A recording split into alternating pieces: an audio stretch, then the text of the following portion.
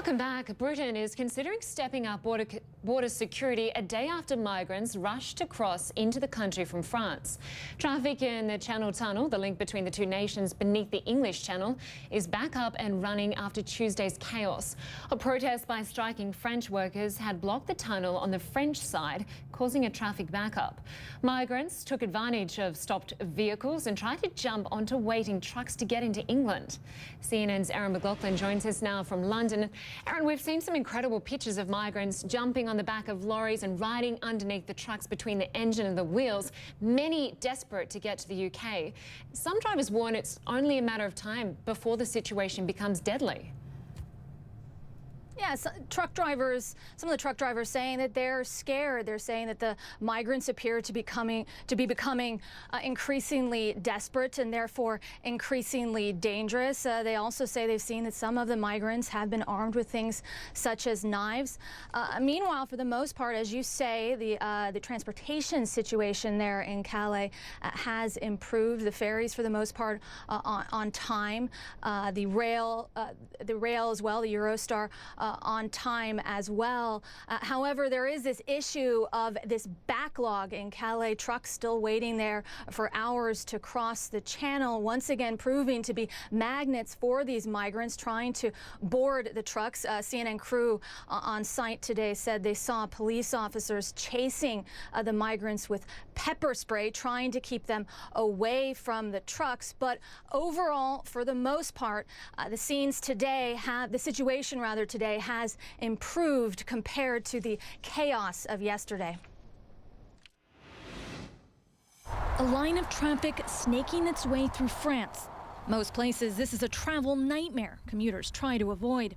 But in Calais, France, it's seen as an opportunity. Aerial footage shows migrants as they scramble to board trucks to England. Police try to control the situation. Scenes like this are all too familiar in the beleaguered port of Calais, where an estimated 3,000 migrants live in tents, waiting for a chance to cross the English Channel. Many say the problem is getting worse. It is catastrophic. There is no other word for it. I mean, you can see around you, there's trash everywhere, there's broken tents, there were burned buildings a couple of weeks ago.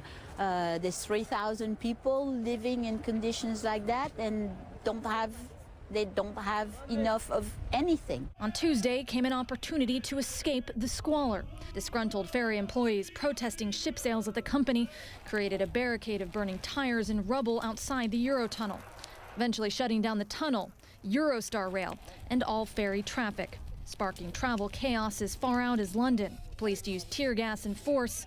Protesters were pushed to the side of the road, the whole scene creating an 8-kilometer line of vehicles, a magnet for desperate migrants. Well, to put the situation there in Calais into perspective, as I mentioned in that piece, some 3,000 migrants estimated to be in that camp this year. Last year, there were 1,000 migrants. So the problem appears, according to aid organizations, to have tripled. Lynda? It's certainly getting worse. We know that the UK is talking about tougher security measures. What are they planning? Yeah, well, today we heard from the British Prime Minister David Cameron in Parliament calling for better security situation in Calais. He pointed to the fact that the United Kingdom already dedicated some $18 million to this effort. They're sending in more border officials to search their trucks. Cameron said that they'd be willing to offer more money to the cause if needed as well. On the French side of things, they've increased security in Calais this month. Over 1,000 police officers, French police officers, dedicated to the effort. But Cameron today also calling on Europe to address the problem at the source, calling on Italy in particular to begin doing a better job of taking fingerprints and documenting migrants when they arrive on Italy shores before they make their way to places such as Calais. And they're also emphasizing the need, he said today, to break the link between migrants arriving on European shores and migrants being able to stay. But given the crisis that's unfolding in places such as Syria, in places such as Libya, that could prove to be really a Herculean task. Lynda? It certainly is a big problem, and it's only getting bigger. Erin Mclaughlin in London, thank you very much.